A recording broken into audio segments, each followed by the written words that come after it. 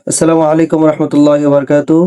আজকের এই ভিডিওতে আমরা জানবো রাতে কি কোরবানি করা যায় কিনা। তাহলে চলুন ভিডিওটি শুরু করি। 7 নম্বর প্রশ্ন, রাতে কি কোরবানি করা যাবে?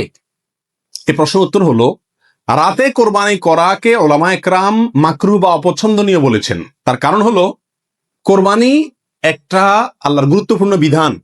এখানে পশুর রগ নির্দিষ্ট সংখ্যায় নির্দিষ্ট রগগুলো কাটা যেতে হবে। রাতে করলে অন্ধকারে সেগুলো কম বেশ হয়ে যেতে পারে। এই আশঙ্কায় দিনের বেলায় করা উত্তম এবং রাতের বেলায় মাকরুহ বলেছেন।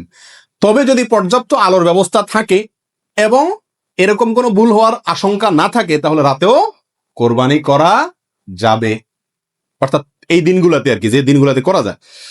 তার মানে হলো আপনি রাতেও কোরবানি করতে পারবেন, কিন্তু পশুটা যেন ঠিক মতো করতে পারেন, বুঝছেন না?